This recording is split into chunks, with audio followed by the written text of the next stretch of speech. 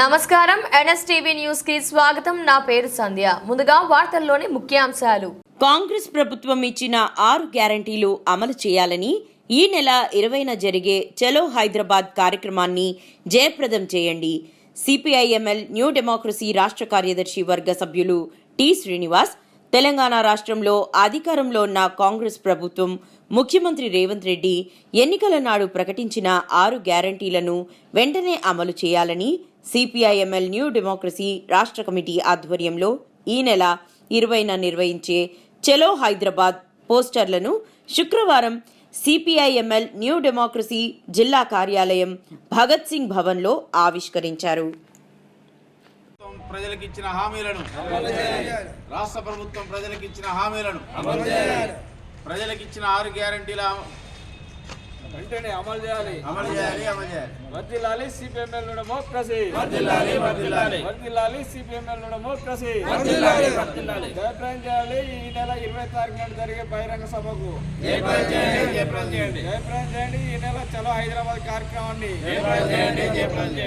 అమలు చేయాలి. 6 గ్యారంటీలను వెంటనే అమలు చేయాలి. 6 గ్యారంటీలు వెంటనే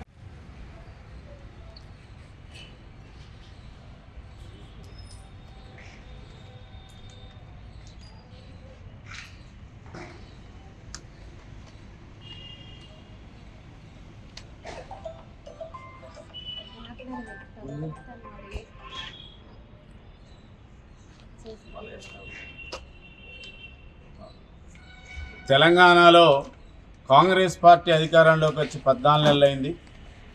ఎన్నికల సందర్భంగా 6 గ్యారంటీలు, 7వది ప్రజాస్వామిక హక్కు, అదేవిధంగా 420 హామీలు ఇచ్చింది.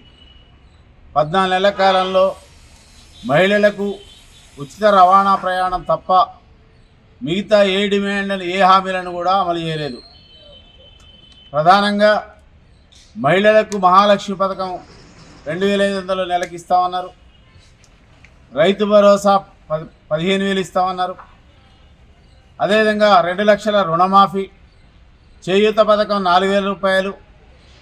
అదేవిధంగా గ్యాసు, కరెంటు సంబంధించినటువంటిది అవి కూడా సంపూర్ణంగా అమలు కాలేదు.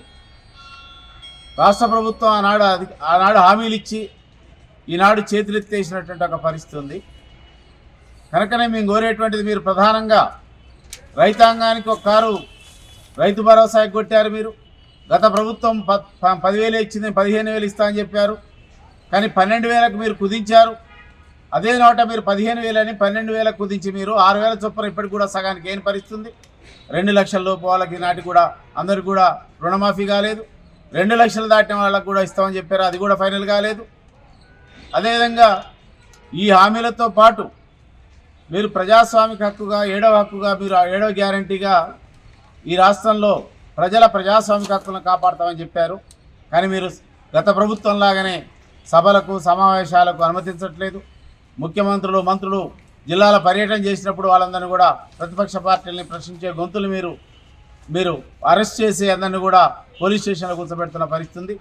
దీంతో పాటు ఇవాళ తెలంగాణలో రేవంత్ రెడ్డి గవర్నమెంట్ వచ్చిన తర్వాత ఓటకపు ఎన్కౌంటర్లకు కూడా తెరదీశారు. వీళ్ళు కేంద్ర ప్రభుత్వంతో కలిసి బీజేపీ ప్రభుత్వంతో కలిపి వీళ్ళు రాష్ట్ర ప్రభుత్వం రెండూ కలిసి ఆపరేషన్ కగారులో భాగస్వాములై అమాయక ఆదివాసుల్ని కాల్చేస్తున్నటువంటి ఒక పరిస్థితి ఉంది.